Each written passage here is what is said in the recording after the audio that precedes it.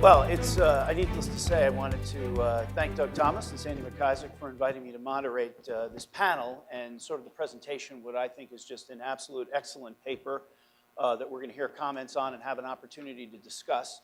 I think it's also a very timely paper. I also wanted to thank Bill for his comments on the psychology, and I'm always moved when I listen to Bill. I mean, it just makes me feel just terrific about being in this field and doing this work. And clearly have to thank Bill for his leadership in this area, and I think it just makes us really feel like all the effort that's put forward. This is a terrific paper. I note we mentioned it at the beginning. You got to read this paper. Bottom line. So let's get started. We have a lot of time to talk about the paper and take lots of questions. It's my privilege to do some of the introductions. I'll have some questions, and I'm hoping you'll have many. First and foremost, I'm going to take a sip of water. I want to introduce both Dan McGarvey and Vinny Corsi. These guys have some extensive bios. I'm going to do a bit of an edited version on these, but Mr. McGarvey is the Senior Principal Business Process Analyst for Allianz Science and Technology. His current responsibilities include providing executive consulting and strategic planning for programs supporting government and industry. He's the lead for the analytic development in the insider insider threat working group for the intelligence for INSA, and a couple of other things I think that's important. He's a retired member of the Defense Intelligence Senior Executive Service and was the director of the Information Protection Office, so the administrative assistant to the Secretary of the Air Force, headquarters of the U.S. Air Force. Dan's also, prior to his Air Force assignment, he was assigned to the National Reconnaissance Office, where he included a lot of the development of the international space security policy, commercialization of space, and rotational assignment to the National Security Council. A career military intelligence officer, and Dan and I have had a lot of opportunities to discuss this topic. It's been terrific. Mr. Corsi, Vincent Corsi, is currently the Threat and Fraud Solutions Manager for IBM, U.S. Federal Government Accounts. In this role, Mr. Corsi is responsible for the strategy, development of solutions, and sales of IBM's counterterrorism, counterintelligence solutions to the U.S. government. Mr. Corsi's 10-year career with IBM included a 3-year period where he led worldwide sales for IBM's entry analytics solution. Overall, Mr. Corsi has 26 years' experience in the federal government marketplace, with the last 18 years as a sales executive and a prestigious 8 years in IT systems design as a systems engineer. So, looking forward to hearing this. I'm going to ask both Dan and Vinny to make some comments as it relates to the paper and to present this paper as its sort of eminent presentation today. And then I'll offer some comments independently as an outsider and then take questions. Okay, thank you, Mike. As Bill said, it's about people. But I think more importantly, it's about the behavior of people.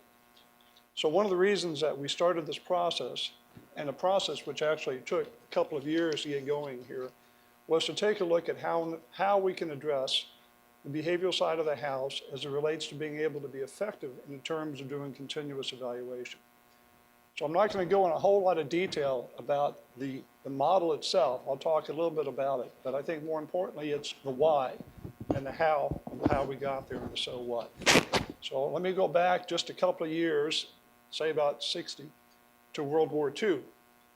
So when we first developed the concept of the 13 guidelines to determine how you handle access to classified information, it was based on a couple of different models, the English model and that sort of thing. And at the same time, we had the development of the first computer, the electromechanical computer done by Mr. Turing. So that's a process that we use. That was the technology that we had. So let's fast forward 60 years to 2010, which is the beginning of the insider threat realization. Not that we didn't have insider threat, it was just that we started to recognize the impact and the importance of it. Well, in those 60 years, you take a look at technology, and we kind of evolved from the electromechanical computer of the early 40s to something a little more sophisticated. But if you go back and take a look at what we've done with the personnel security model, that hadn't effectively changed that much in 60 years. It was still the same model. So where's the difference? In World War II, things were just beginning to be understood in terms of computer and IT systems. in the applied behavior side of the house, Sigmund Freud had just died in 1938. There was still psychoanalytic techniques, psychoanalytic theory that was being developed. The psychology of the individual was still very new by comparison. Well, not a whole lot changed in a lot of ways, but it changed in many ways. Let me explain what I mean by that. So in 2010, when we realized that we had to address the issue that was more than just espionage and spying, but how you handle insider threat, how you handle violence, how do you handle dealing with whistleblowers. And we looked at the model that was out there, excuse me, and we realized that it wasn't as accurate as we wanted it to be. And so the question was, what do we do? And it gave us an opportunity, the Insider Threat Program gave us an opportunity to relook the entire process. Now the process of background security, in terms of how you handle it in the investigations, so that's changed quite a bit, and I'm sure Charlie can talk in quite a lot of detail about that. But the content hadn't changed that much. So we say, how do we look at this and how do we deal with it differently so that we can be effective in what we want to do? Well, psychology changed a lot in those 60 years. We ended up with a lot of different kinds of subdisciplines. The cultural psychology, the behavioral side of the house, we've had neurological psychology, we had industrial organizational psychology, social psychology, but more importantly, we started being able to develop experimental psychology. And why is that important? Because up until that time, psychology was not seen as a science. By many, it was seen as almost a pastime because it had no scientific methodological background to it. So by the advent of experimental psychology, it gave us the opportunity to start using the scientific method to be able to explain and validate the studies and proposals that were made. So by using that, we were able to then start to have a little bit of credibility. And part of the challenge of all this is being able to not only define what you're looking for according to the scientific methodology, but if you can't define it, you can't measure it. And if you can't measure it, then you can't assess what the situation is. And so those guidelines that are out there, which were very good and very, very important at the time, were heuristic in the sense that they were good, but they were hard to measure because they weren't based on experimental psychology, they weren't based on the scientific method. So we jump ahead a little bit and we take a look at the different kinds of psychology that's out there. And we realize, well, a lot of this has been studied. Personality issues have been studied, but they've been studied from a lot of different perspectives. In some respect, it's almost like the story of the blind man touching the elephant, except in this case, we're dealing with humans, and humans are many-faceted, many facets like a diamond. But the individual elements and subdisciplines within psychology only took a look at one or two elements or facets at a time. So we said, why don't we take a look at this and see if we could find a way to better define it so that we can measure it. So one of the really key pieces that we found was Dr. Dave Charney, and he's here today. And Dave, I thank you very much for the work that you did, because what it did was help us identify a multi-phasistic approach to what we were looking at. Dave looked at not only from the espionage perspective, but he looked at it in terms of perceived control, he looked at it in terms of stress, and looked at it in terms of the vulnerability of the individual and how those things were affected over time, which all of a sudden said, well, there's more to this than that. Obviously, we need to look at it. And Dr. Jerry Post took a very, very hard look in terms of IT administrators, but he looked at it from a clinical perspective, which is important and appropriate. So he identified certain types of personality disorders that were associated. Well, the challenge that we have is that it has to be much more generalized than that. So one of the things we did back in starting in 2010, we said, is there another way to look at this? And we started bringing in then the social psychological models, we brought in the cognitive models, and we realized that by looking at what we wanted, we were able to bring across a number of different models and integrate them into one unified model. Why is that important? Well, it does a couple of things for us. One is that when you take the different models within the psychology field, and you take a look at, for example, the work that was done by the National Insider Threat Task Force and the FBI by identifying behaviors of known individuals who were insiders, then you're able to actually bring it together and say, well, these are the behaviors. How does it reflect in terms of the work that was done previously? And so by taking those together, what we realized was that the 13 guidelines were really based on cultural behaviors, and cultural behaviors change over time. What we needed was something that was more stable, and this is personality traits, because personality traits are stable over time. So you take that and you bring the models integrated, and you integrate the models together, and then you come up with what we call the family of behaviors, and those are based on different cognitive models. So we had 2 cognitive models, and you see the detail in the paper. One was stressor motion, which really talks a lot in terms of what Dave did with his work. And then there's called the organizational citizen, which accounts for individuals who are whistleblowers, allegedly Snowden and a few others, to be able to identify, in the fact, a comprehensive approach. Why is that important? Because first we identify the families of behaviors based on consistent personality traits that don't change over time, and then we have it in a way that you can measure it by identifying the different behaviors so that you can get a pretty good idea between the non-serious and the serious, the non-violent and the violent behaviors in terms of being able to anticipate an individual who over time is going to get progressively worse in terms of their behaviors. Now, we don't talk about personality disorders because this is not where we wanted to head, but some additional work that was done by PERSEREC, Dr. Eric Lang, when he took a look at those who failed adjudicative studies and what the related personality disorders were, we found that that too was even a wonderful match in terms of being able to identify this. So what we're able to do then is we developed a model of behavior, we developed behavioral families that accounted for the different issues, and we can define that and then we can measure it, which is kind of the key because once again, if you can't define something, you can't measure it. If you can't measure it, then you can't do any kind of predictive analysis. You can't do continuous evaluation effectively. So that's where we were headed with that. We also found 2 other pieces. One was the stressor piece, which we found not only the environmental stressors, family, that sort of thing, but the effect that the business place, the organization where you work, has a dramatic effect and is one of the key triggers to what is created. And perhaps in some respects, we think that that might be in fact why we have this tremendous acknowledgement of the insider today, is because of the way organizations have been starting to treat individuals. So we take a look at it from a comprehensive approach. So we look at employee wellness and organizational wellness and put it together. With all of that, then we're able to come up and define a series of metrics, which then helped Vince in terms of his study and continuous evaluation so that we're able to identify and measure where we wanted to go. So that is a brief synopsis of the model. Vince. Great, thanks, Dan.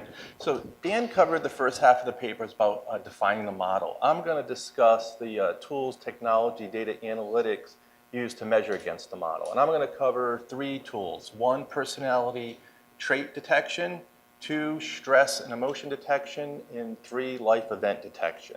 So personality traits. How does a computer determine one's personality? Well, this falls under the field of psycholinguistics. And psycholinguistics is the psychology of language. It is based on who you are as a person. You're going to express yourself and use certain different words. You're going to produce language that expresses your psychology. But we want to reverse this. We want to look at the words that are produced and then map it back to who that person is, their psychology and their personality. I think the person who really did a lot of the groundbreaking work in this area is James Pennebaker from the University of Texas at Austin. He wrote a book called The Secret Life of Pronouns. And in this book, he shows that just by using pronouns, just those words by themselves highly correlates to one's personality and their emotions. And what he did was he developed a program, probably the first in this area, called LIWC, L-I-W-C. Linguistic Inquiry in Word Count. And in this computer program, what it did is he built these dictionaries for each of these personality traits. So he and a team of psychologists and students looked at each of these traits and emotions and looked at words that would reflect that. And then he took people's social communications, emails, or tweets, and then he looked at those and how do they correlate to these buckets, and he counted the words. So he had psychologists build these dictionaries and then looked at the words people used. Well, there's another way, and that's using machine learning, supervised machine learning technology, to do the same thing. But what this approach does is it has to take the words that people use and has to understand exactly what their personalities are. So how does it do that? Well, what you do is you take a bunch of people and you volunteer for personality surveys and tests. So a lot of you are familiar with Myers-Briggs, probably took that test. You get the 4-letter score. The first letter is an I or an E. It means you're an introvert and an extrovert. So once you understand this about these people with high confidence, then you look at what they've written, what they've tweeted about, for an example. So then just say you have 1,000 people. The more people, the better, more accurate the machine learning algorithm is. Say you have 1,000 people. Say it's evenly split, 500 extroverts, 500 introverts. The machine language algorithm looks at all the words that were used by the extroverts and the ones by the introverts, and it starts correlating those together. So this is really powerful because it keeps learning over time. So the more data you feed it, the more people tweet, the more people send emails, the tool gets smarter and smarter because it has this training data to train on. And what it can also do is say you have a new set of people. Say you have 500 people that are known extroverts. You can use a tool to predict against that and say it predicts that 450 out of the 500 are extroverts, so it missed by 50. You can then look at those words and retrain the model. Maybe there's a couple words in there that really weren't didn't correlate well to extroversion, maybe a couple that needs to consider. You rerun and you get 475. So the thing is, the more data, the more people, it gets more and more accurate. The other thing is you can use natural language processing. So with this, you look at words in context. So for an example, I am going to the movies. Throw an extra word in there, I am not going to the movies, totally changes the way somebody's expressing himself and what they're saying.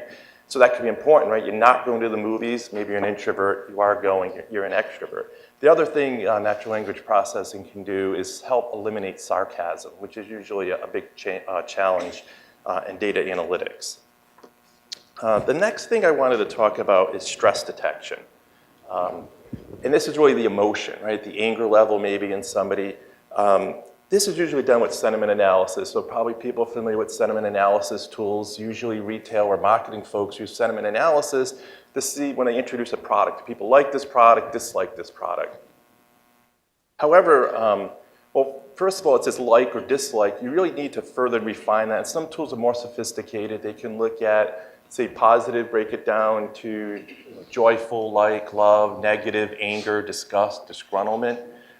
But you really need is targeted sentiment.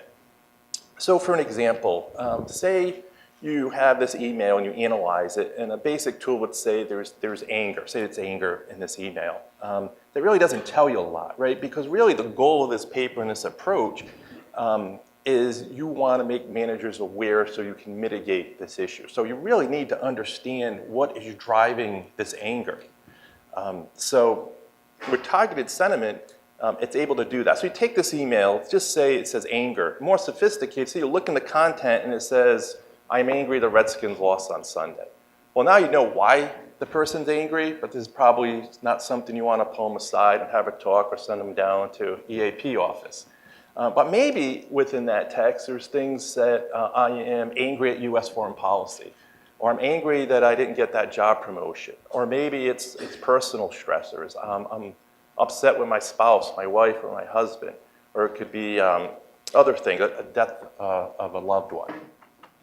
So with sentiment analysis and targeted sentiment analysis, you can really start to understand why people have this stress brought upon them. The other important thing is to look at this over time. So this is important, this is longitudinal data. Say you have employee A, and employee A is at 50% angry, but over time they stay at 50%, up and down 5%. But you have employee B that's at 10%, they're rather happy, then all of a sudden they spike to 40%. So it's a 30% jump. This is somebody probably you're more interested in, even though they're below the person at 50%. This is probably somebody that you might need to pull aside and have a conversation with and really understand what's going on. So why did they jump from 10 to 40%, right? Something happened in their life, some stressor that caused this anger in this example. Well, this is where life event detection tools come in. So for life event detection tools, how do we detect life events? The easiest way is just to pull in HR data, right? The HR file has job promotions, It has job ratings, performance appraisals. It could even have other things like reassignments due to reorganization. It could be deployment overseas into a war zone, conflict zone. But these are just workplace life events. Just as important, and Dan described the model, are personal stressors as well. So what's happening at home? So then we need to use data analytic techniques and look at this data. So you can use a dictionary-based approach to find some of the obvious things. And in our paper, we have an example of, at the time, Bradley Manning's web postings. And you can see there in the report, he clearly, he was very open in what he was posting, very explicit what was happening. And he said things like, lose this job, losing my career. So very easy to identify a job loss there. The other thing he pointed out was family is non-supportive and my boyfriend is ditching me. So another life event, a relationship coming to an end. Those things are rather obvious. Some people, it's very hard to understand why they have these emotions. So you need a different approach. And this goes back to machine learning again. So how does a machine understand a life event? So let's take an example. Again, you need a truth set. Let's take an easy one like getting married, a wedding. What you do is your truth set in this case is you look at, say, wedding announcements in the Washington Post, in newspapers, and websites. You take, say, thousands of wedding announcements, feeding into the tool, and the tool starts looking at correlating words that are actually used by these individuals to announce their wedding. So what I'm going to do, I'm going to make this a little interactive at this point. I want to turn all of you into psycholinguistics. So I actually have a study that was done recently using Twitter data. Can you guess what the 7 top words are that are associated with a wedding? Anybody want to guess? Anybody want to throw anything out there? Love. What? Love? Very, very good. Love. Divorce. No, that wasn't one of them. That comes later. Family. Not top 7. So we have love, ring, video. That's a good one, but that wasn't the top 7. And then obvious wedding and marriage and engaged. I'll make this a little bit more difficult, and hopefully this gets a little bit more interactive, but rather than give you the life event, and this shows you why you need machine learning, right? Some events aren't obvious. Some people aren't going to be like Bradley Manning and just say what's happening. You really need a machine learning capabilities to understand what's going on without that event actually being mentioned. So I'm going to take a different life event. I'm not going to tell you what the life event is, but I have the top 8 answers or top words that associated with this life event. So I'm going to give you the first 3 and see if you can choose the first one to guess this life event. So I'm going to give you house, home, and morning, as in the time of day, morning versus evening. Anybody want to guess? Would be as smart as a machine learning algorithm, psycholinguistic. I'll give you the 4th one. What's that? No, not yet. Miss, M-I-S-S. So we have home, house, morning, and miss, M-I-S-S. Who said moving? So that's really close, but there is a little difference in this actual life event, so fine grained, but that's really close. I'll give you the next one, is packing. I know it's close to moving, but it's a little different. Did somebody say vacation? All right, so those are really close. It's almost the answer. Usually family is associated. And I'll give you the next one, I think we'll all guess it, airport. Or flight, right? It's travel. So the key thing there is miss and morning, right? Most people are afraid they're going to miss, they have a morning flight and they're going to afraid they miss their flight. So the key thing is that all these words, these are the top 8 words. A lot of these things, machine language after actually the first 3, home, house, morning is somewhat confident. After the first 4, it's extremely confident, the algorithm, that it's going to find this life event. So this shows you the example of the power of detecting personality, detecting the stress, and detecting the life events, which all feed into the model that Dan described. Okay, now we're going to spend a couple of minutes talking about recommendations and where we think we need to go next. Obviously, what this was the creation of the model and an example of continuous evaluation to show that the model works. But this is obviously just the beginning of a lot of different events, and there's no way to go into detail about all the things you need to do in terms of developing an insider threat program or being effective in the processes that we currently use. A lot of it depends on how you deal with employees, how you deal with management, how you work with other staffs in terms of being able to work and interface. As Vince alluded to, you have to deal with HR in terms of the data sources. A lot of this, in terms of where you get your metrics from and your measurement tools, really is already out there so that you can do a lot of repurposing from the different organizations to save money, actually, but also just be able to be more efficient. So the key here is being able to move from the heuristic model into the operational side of the house and becoming effective in it. I think one of the things that we need to take a look at is in terms of how we go about in that process, determining how you handle, in terms of a risk management approach, how you handle individuals early on when you identify an issue, and then how you do the mitigation later on in an effective way. Because obviously issues, and that'll be discussed a little later on, in terms of how you handle the security, the counterintelligence, the human resources side, and the legal side to make sure that your approaches are not only accurate and appropriate, but also fall within the bounds of what you need to be able to do legally and through the EEOC. So from that perspective, we have to be very careful, but it is definitely a capability that we can achieve. So as we go through this process, we want to make sure that as we identify an individual who is at risk, first off, individuals are generally hired because of their technical competence, but not necessarily because of their ability to fit in socially. So the idea is that you want to achieve and strive for employee wellness in the sense that you're not looking at trying to fire somebody, you're trying to find somebody and make sure that they're going to be an effective individual within the workplace. And that corresponding is also along in terms of how you handle organizational wellness. So the two have to interact and the two have to work together, which kind of leads to what Vinny's going to talk about next in terms of how you handle awareness and mitigation. Right, so all the output of these tools, and really the goal of this is awareness and mitigation. So, and the reason why this is helpful is usually people don't go up to their manager and express their anger or hate or their politics. So these things usually remain hidden. So these tools are able to bring these things to a manager to be aware of this. But that's key, because that's really a different way of doing business. But the first step is making managers aware so they then can mitigate this issue, right? So they can understand what's going on in this employee, especially if this employee is not around the office a lot, right? Could be a contractor or on site. How do they know what's going on with this employee if they never really see him during the day?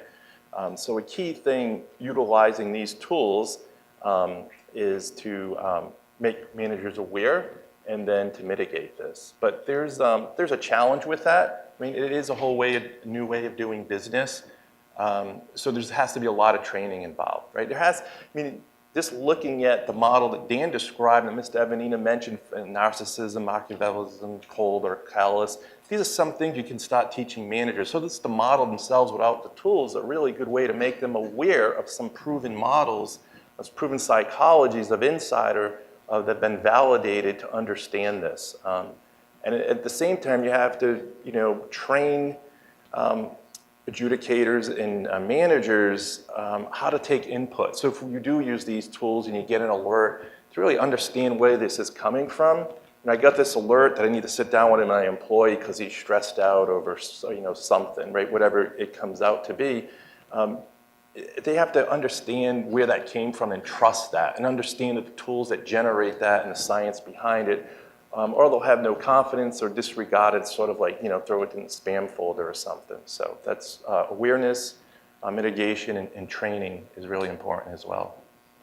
So one of the things that we look at as we go through this in terms of how you validate this model and how you apply it more effectively across different scenarios, different situations, and using different kinds of tools, it's important to remember that we're not behavioral psychologists, but we are behaviorists. So we don't use personality disorders as a description of individuals because that's not our field, that's not our approach. We look at the behavioral characteristics, the persistent traits that take place, because we can do that, because we have evidence from the FBI, from the NITTF, and from others in terms of the behaviors that are associated with it. So we avoid any chance of stigma associated with trying to categorize individuals of any kind of personality trait or any kind of personality disorders by looking at their behaviors in essence. And that gives us an opportunity then to do that mitigation approach that we're looking for. Whether it be something as simple as talking up front to employees as they're coming into an organization and setting clear rules as to what should be taking place, to perhaps later on sitting down with employees and having a discussion about behavior that appears to be heading in the wrong direction. What it does give you, though, is it gives you a plethora of information to be able to make those determinations early on, to be able to address those issues before they become serious. So it is an ability for us to create proactive security rather than the reactive security that we've done for so many years in the past. And so I talked earlier about trusting this model. It's very important to validate continuously this model and the tools that generate alerts or whatever it may be. Because if this is alerting people that based on this model, they're insider threat and there's a lot of false positive, they're not, then people aren't going to trust the tool. So it's really important to get continuous feedback to both in the model and the technology itself. And I think it's something I think even within the federal government, at the IC community, the folks I spoken to, a lot of them are seeing the same things, at least with these behaviors. And I think if you do implement a tool such as this, you start getting alerts and you get feedback, well, hey, in this case, it really did find this employee. I would have had no idea this person was stressed out over whatever it may be. You know, they didn't get that job promotion, or maybe they were sent overseas or something at home, and it really did work, or in this case, it didn't. You can start feeding this back into the model. So I think getting the community together to help validate this model and improve the model will be something that will ensure success. So one final word from us is the fact that, just to reiterate, this is the beginning of a new approach as we see it, and we offer it up for individuals and organizations to take a look at it, to test it, to take it for a drive, to see what works, to see what doesn't work, to help us evolve it into a more effective operational model that we can take from the heuristic into the operational. We've used it, we've taken several years to develop it. We've had a number of individuals at senior levels look at it and give it a really hard test, but now opening it up to the community, whether it be through continuous evaluation or the incorporation of being able to collect data across the different other organizational structures like HR or management, that's really going to be the key in terms of how effective our process is. Great, great. I'm going to offer a few comments, and specifically around why this paper is so important. I think first and foremost, I think the paper really reflects an evolution of where we are today. And as you read the paper, one of the things that was refreshing to me, for someone who's been around doing this for about 30 years, was the references to some very important work that Dr. Post did, that Dr. Charney did. I actually participated in Project Slammer back in the very early 90s, where we really came to define behavior. And what's refreshing, I think, is the fact that while behavior has not changed, the context in which we look at Insider has changed. We have, right, moved from a world of bricks and mortar into a world of bits and bytes. And what do I mean by that? Well, clearly, in terms of the reactive way we used to handle insider threats, you know, from what we learned or what was clearly derived from when an activity was ongoing, to today, where we can, you know, actually not see what people are doing because they're in the virtual systems, right? So people are both in the world of bricks and mortar, you could see my behavior. In the world of bits and bytes, you can't always see my behavior when I'm in the systems. Bricks and mortar, very reactive. Today, we can be very proactive. And what we see in many of the different programs is a lot of internal monitoring that's going on. We've gotten, you know, smart about the fact that we can use technology, right? Because technology today enables us, where we couldn't before, to capture behavior and capture that behavior in data. And we can actually capture behavior in such a way, right, so that you can follow, as the paper references, an individual today who may be moving along a critical pathway, or if you will, along a pathway of idea to action. Because insider threat behaviors, as we all know, are not impulsive, whether they're data exfiltration, whether they're sabotage, whether they're fraud. or whether they're workplace violence. And it is interesting, I recognize Bill mentioned it as well, workplace violence has become integrated into the concept of insider threat. And I think that's because of the evolution where we can today think about technology. So the paper, I think, drives home something that's really important and a true gap in what I see going on today around insider threat program development. And that is the fact that we are looking to monitor behavior in the data, as I mentioned, critical indicators, potential risk indicators. But the question is, how thoughtful are we really being in how we think about identifying what we're going to be monitoring?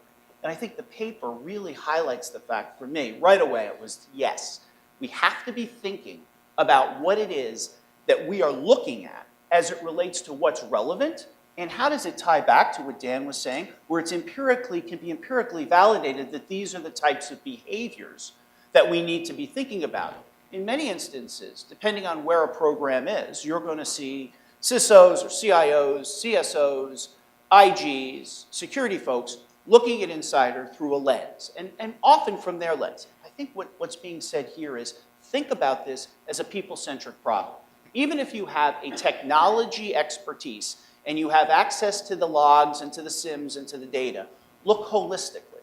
And when you think about what a person's doing on the virtual systems, don't neglect thinking about what they're doing in the non-virtual space. And how do you holistically bring that together and really select those types of indicators that should be monitoring in a thoughtful way tied to very key behaviors.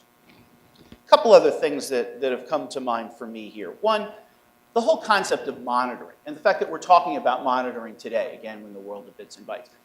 As a recovering psychologist, I promise I won't get into personality disorders, it is the whole concept of restraint, right? Internal and external restraint.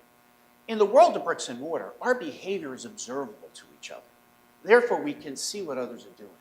In the world of bits and bytes, when my head goes into that computer, you don't know. I don't believe you know what I'm doing. There's a certain level of anonymity. In the world of bricks and mortar, when you observe my behavior, it's driven in a certain way by my reaction, my sense of position in the world and how you might react to me. When I feel like I'm anonymous, that's driven by other things, social mores, morality, ethics, that sort of thing. How do I begin to get the value of external constraint around behavior that's driven by internal constraint in the anonymous world? And that is through monitoring. Because once I start to monitor, right, and I capture that behavior, I'm able to do what? I'm able to say, I can see your behavior, and you believe I can see my behavior in such a way that I have to think about what I'm doing.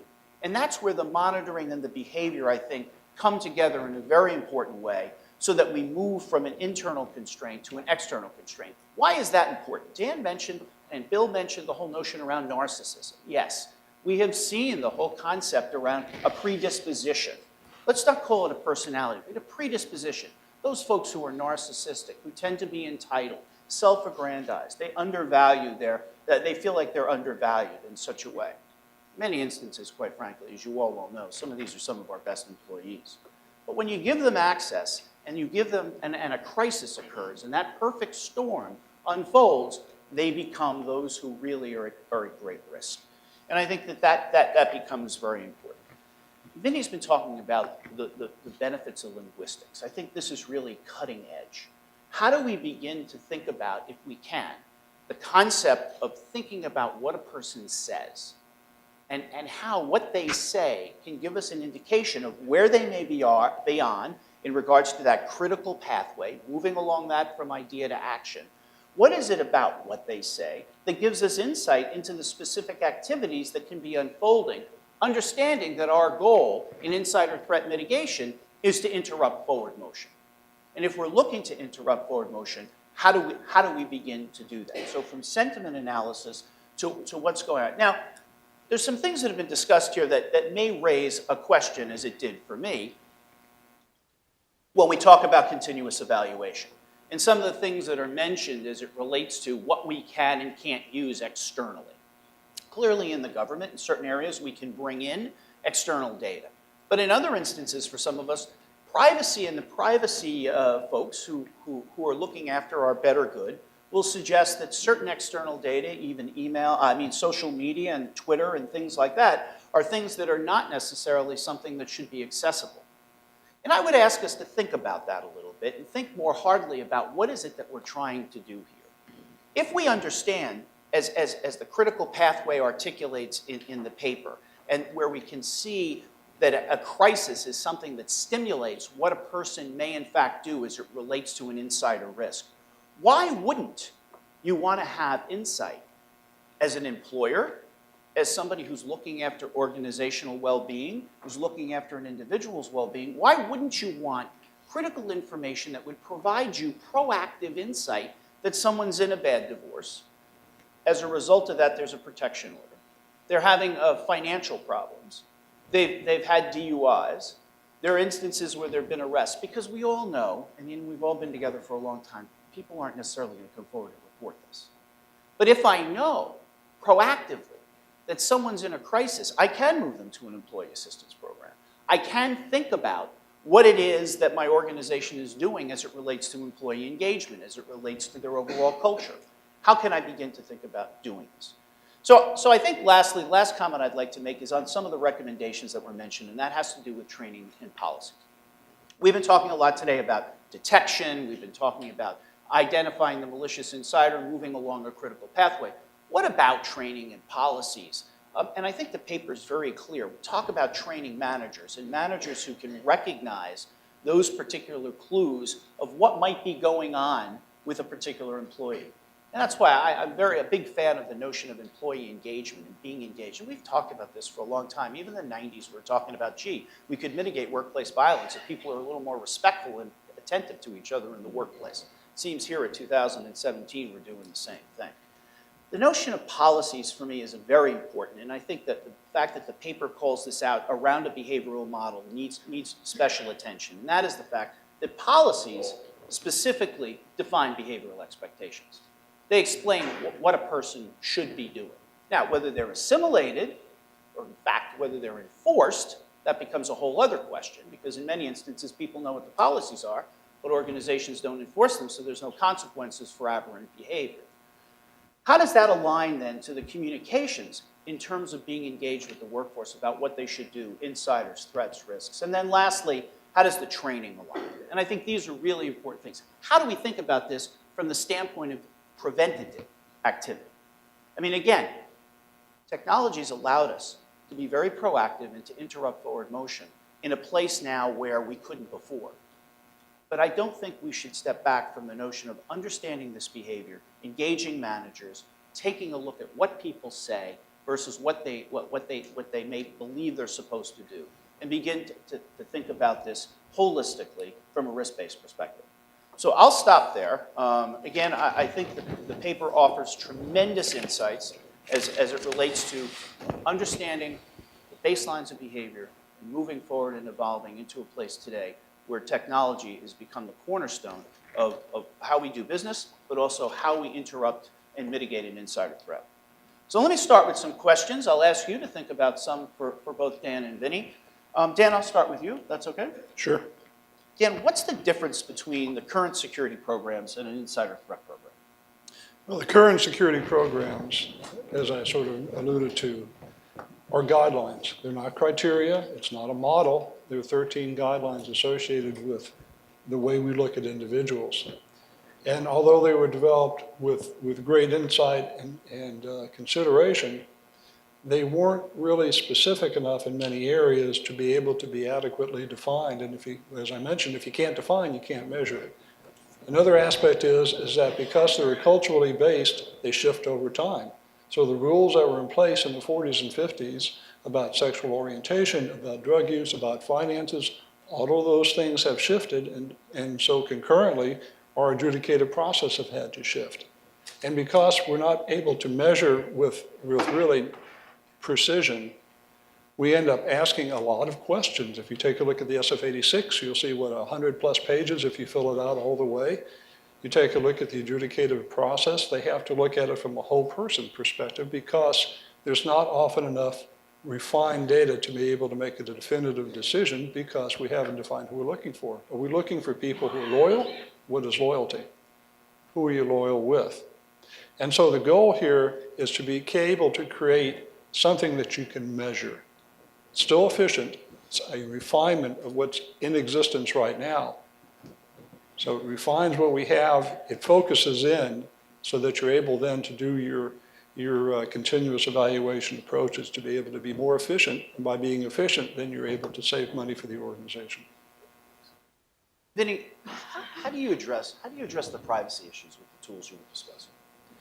That's a great question, common question. I mean, I know we have a panel later today that discusses privacy, but I mean, each organization has to decide what data they want to evaluate. And now from a technology perspective, there are things you can do to help protect privacy and PII data. The first thing is you can only allow authorized users to see the results of this. Not everybody needs to see the results of is somebody angry or whatever it may be. The other thing is you don't want to allow any random queries. So you don't want to give somebody, hey, this person is really, acting strange. What's going on with them specifically? You get into the random queries and you start really focusing on an individual, and that's really probably shouldn't be allowed. You want the tool to determine these, but what you can really do is anonymize the data. As I was going through some of those tools, none of them really depended on knowing what somebody's name was, right, or their social security number. You can anonymize all of that data and then just have the tool look at just the content and just from that make a determination from that. And then just even that, only when there's an alert or something, you can forward that just to the right person, just their manager or maybe the EAP office. And the rest of it you can just throw away. So Vinny, when you're looking at some of the text and some of the words you shared with us, how do you deal with sarcasm? Right. That's another common question. So sarcasm. So using the machine learning algorithms, there's been a lot of work done in sarcasm because it's a really tough problem with all of these things, with text analytics. So there's been certain things done and studies looking for some, again, sort of like the common words, the common things used. So things like, believe it or not, ... is usually a really good indicator. Somebody's being sarcastic. Sometimes excessive use of capital letters. The other thing that's interesting, you get more sophisticated, is that usually people are sarcastic about certain topics, right? Usually, if something is popular, so people always like to knock something down, right? If you're popular and they're sarcastic. Or something's expensive, talk about something like a program. Something that's really expensive, people expect a lot of value out of that, and if not, they're really sarcastic. Oh, wow, spend all that money. So usually these algorithms, they can really detect certain patterns of sarcasm. And again, you just feed it these truth sets, and it detects all these things from millions of other examples of proven sarcasm to stop learning from that. I think that's interesting. A lot of the tools we see often come from somewhere else or are derived in other models. Where else can you apply this besides insider threat? Or where has it been applied besides insider threat? So, talking to a bunch of psychologists and some of the, actually some insider threat offices have psychologists or they're closely aligned with them. In some of the discussions I have, it's amazing how they find the use for these tools outside of insider threat. For some as simple as post-traumatic stress syndrome to help with that. People that are suicidal, and I know there's insider threat programs that will include that in their definition as well. I've also actually recently, there's a professor at the University of Maryland that looks at terrorism, and he looks at de-radicalization. I think his name is Ari Kriglansky, something like that, but it's very interesting work, and it was amazing reading through his work. He tied de-radicalization, why people become radicalized. It's definitely some kind of personality, something that they're looking to some significant achievement, and there's always this key life event, right? I'm looking at this like, wow, this is just like our model. There's another key life event, and that's usually humiliation. So somebody who has this quest for significance, and either themselves, but usually either their country, their religion is humiliated, and then they turn to something to gain that quest for significance back. So it's amazing as I talk to other sites and read other work.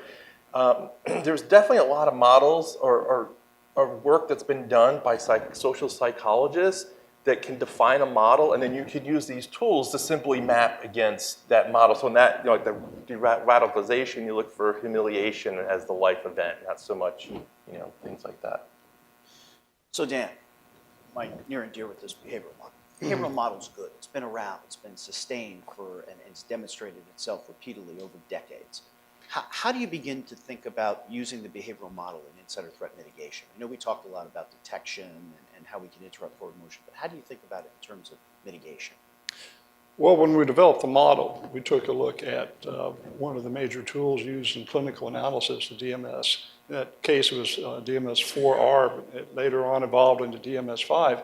And they have a really interesting approach in the sense that not only do they define the issue, in this case personality disorders, but then they give examples of what it is, and they give a set of criteria, and those criteria in terms of behaviors have to be sustainable over time.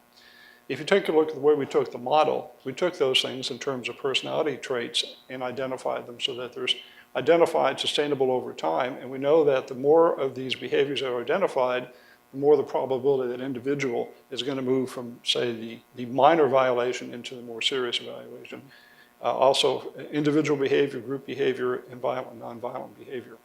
So by being able to identify the behaviors early on, it gives the security and the counterintelligence officer the time to anticipate what to do. And because the models are a little different in terms of the families of behaviors, each of the families of behaviors identify different kinds of individuals in terms of how you would go about mitigation. So in some instances, you can anticipate this. So if you have a strong insider threat working group, you can actually gain the situation out saying, well, if we have an individual who's identified and behaves in this particular pattern, these are the steps we need to take.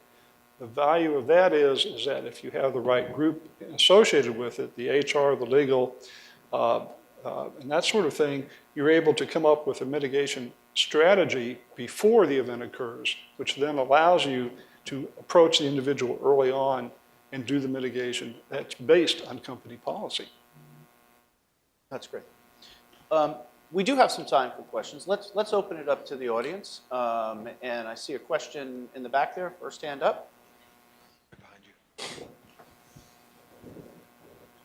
Thank you, Dan and Vinny. I'm referring to here figure 1, the model that you have where there's the avoidant or the antisocial and they merge.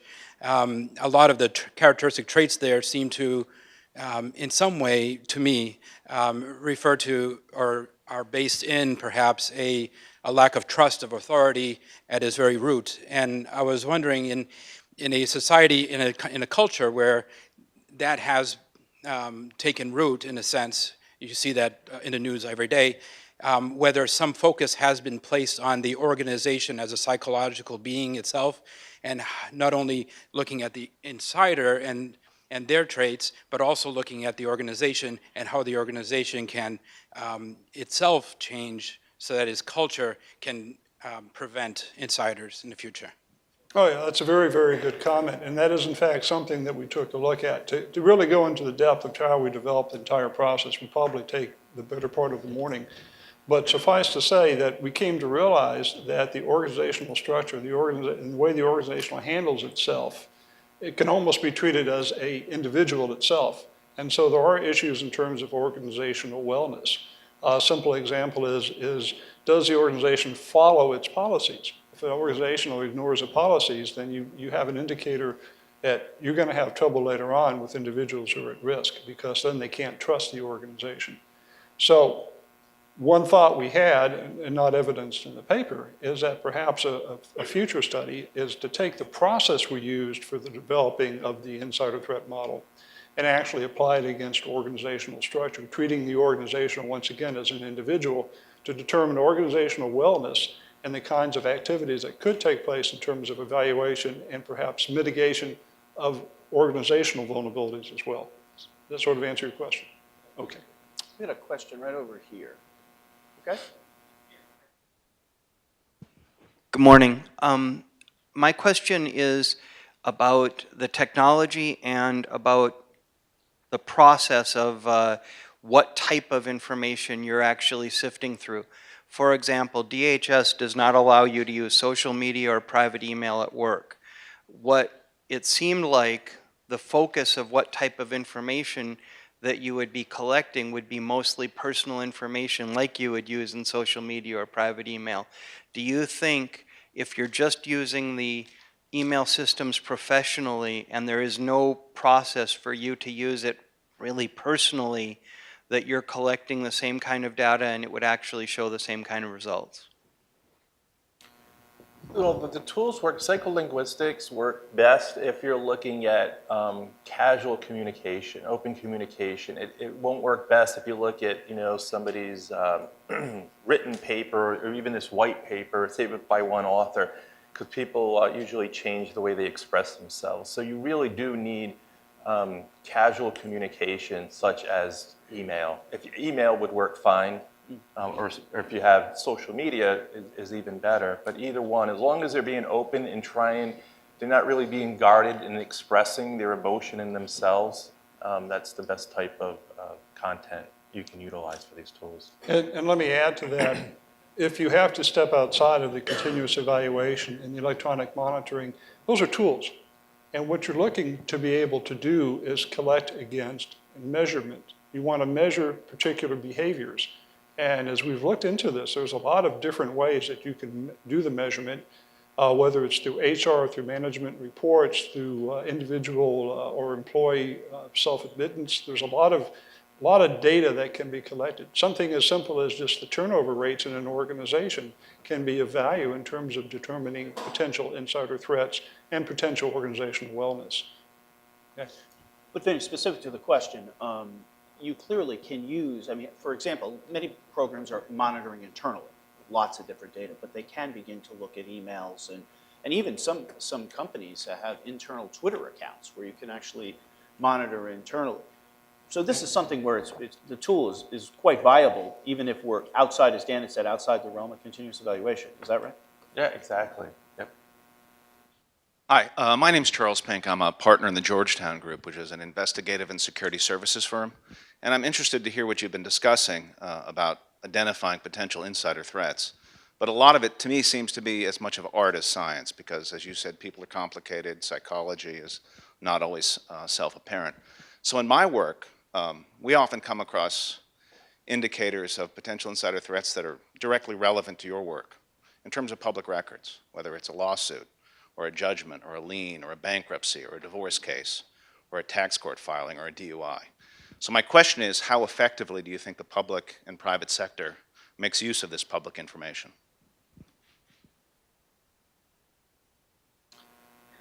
Let me try first to see if I can answer some of this.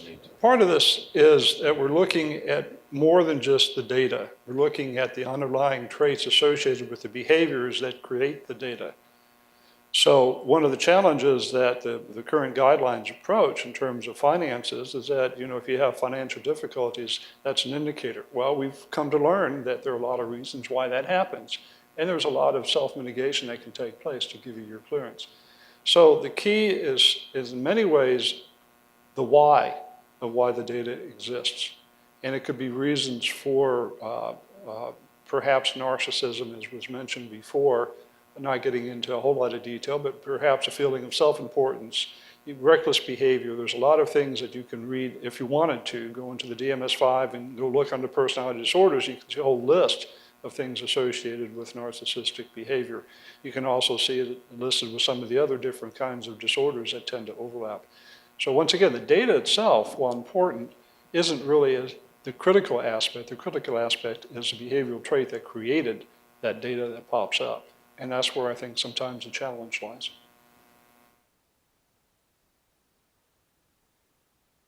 We'll go over there next. Hi, Kirk Paulson, still.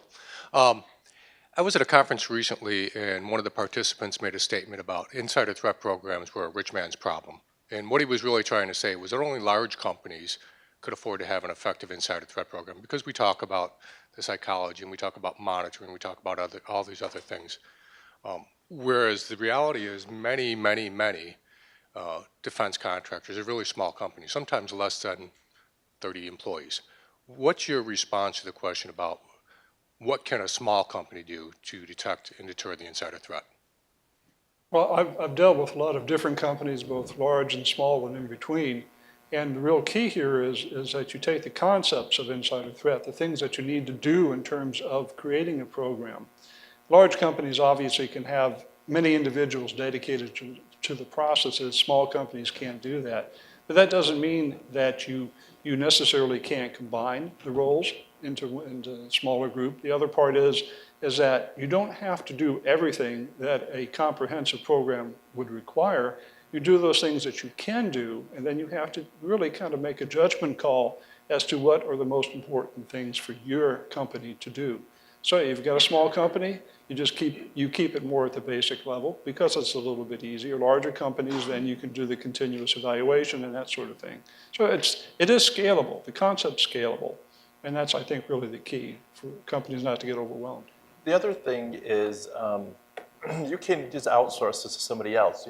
Have some other company do this as a service for you, because a lot of small companies just don't have the infrastructure or the expertise to stand this up. And it gets back to what I was saying about anonymizing the data.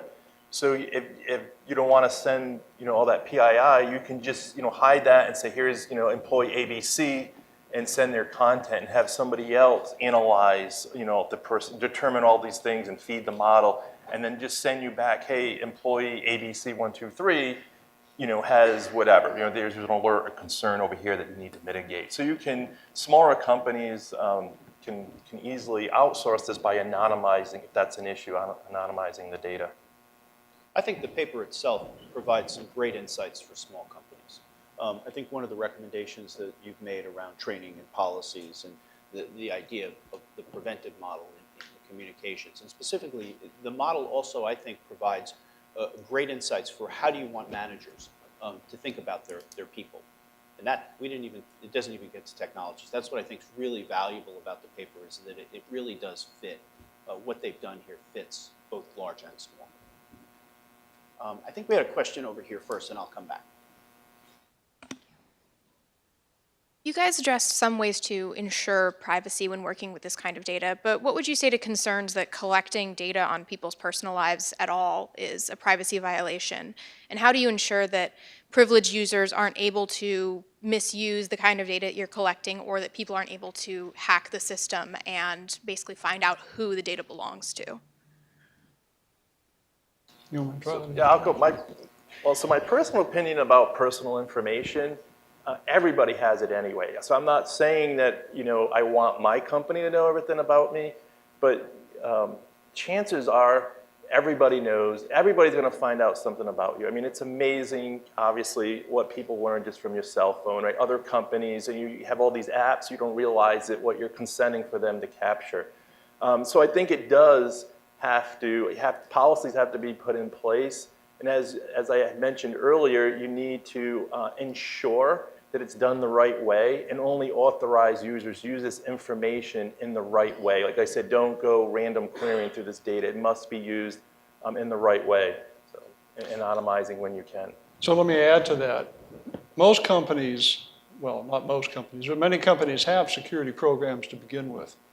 And you're already collecting PII on individuals, and HR has PII on individuals.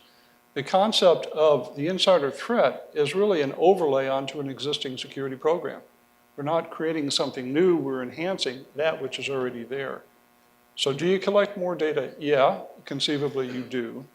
And so what you want to do is that if you follow the Defense Security Service, DSS rules, you have to create an insider threat working group. And that working group is comprised of individuals who have the key interest in terms of being able to preserve privacy and being able to work the situation. So employee assistance programs, legal, HR, maybe medical, security, and counterintelligence, those are all part of the mix that go into this working group. A good working group then would create a charter that would be endorsed by the organizational lead and have a policy associated with it. And within that, then you should be able to define how the information is collected, where the information is stored, and who has a responsibility for dealing with mitigation issues.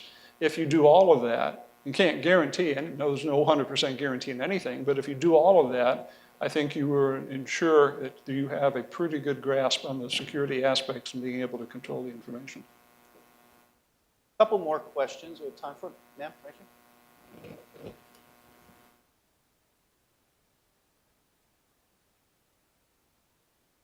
Is the model ready for prime time at this point?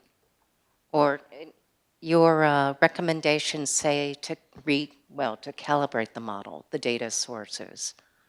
Well, it's If just it like needs with any, work. yeah, it's like with any new car. You want to take it out for a test drive and see how it runs. It runs. When we developed it, we went through very careful procedure, and we had every step analyzed and validated. All the material itself contains what we would call content validity. In other words, it is not new data. It is data that has been around but has been integrated into a different whole, if you will. So when we say take it out for a test drive, we really mean, yes, it's available, and that, yes, by all means, you should use it. And we will continue to do validation studies to make sure that what we have is appropriate, and we will refine it over time. But yeah, we think it's ready for prime time. I'm Dr. David Charney, the person you quoted. I appreciate that. I'm very want to congratulate you for the marvelous work that you've done with your paper, and I appreciate and honor that you included me in it. There's a few things that I wanted to add that maybe didn't make it to my own paper that I think you all ought to know about. There's an MD after my name. So I went to medical school. And what I didn't say quite so boldly in my paper is that I discovered the genetic marker for insider threats and spies. It's the Y chromosome.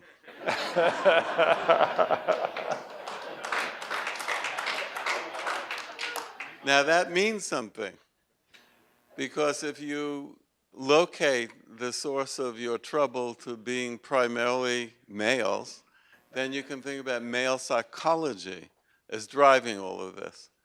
And you use that phrase that's current right now, to the left of the act or the left of boom. If you have a sense of the unfolding aspect of this problem, that it starts in the foothills and eventually climbs to higher mountain peaks, and then may show up with your detection instruments. Sure. But is there some way to capitalize on knowing the psychology side of things so that you can actually work better for prevention purposes, as well as people voluntarily turning themselves in later after they've done the bad thing? If you think of it as an unfolding chain of things, the detection is after somebody's crossed that line and they're beginning to be leaking information that's useful. There's a problem with that. And I know that because of the work that I've done with the 3 spies that I work with, including Robert Hansen. And it's this, what I call the dirty secret of counterintelligence, is that detection is almost never the thing that locates the existence of a bad spy. Shocked me. No. It's somebody coming from the other side, the KGB guy who got sick and tired of borscht and potatoes, that decided to come over to our side with the names of the people that we are then able to, figure out who they were. So what I'm saying is that what you're doing with the detection, I think, is brilliant, but there are limitations to it. There are limitations. And it's great work to be done, but let's not leave out trying to figure out how to capitalize on the knowledge of psychology of males to do prevention that's more smart, as well as create conditions where people can voluntarily turn themselves in. I was aware of the challenge of those of us who have Y chromosomes, but I was afraid of the sexual discrimination suit if we were to mention it. So I think we're out of time.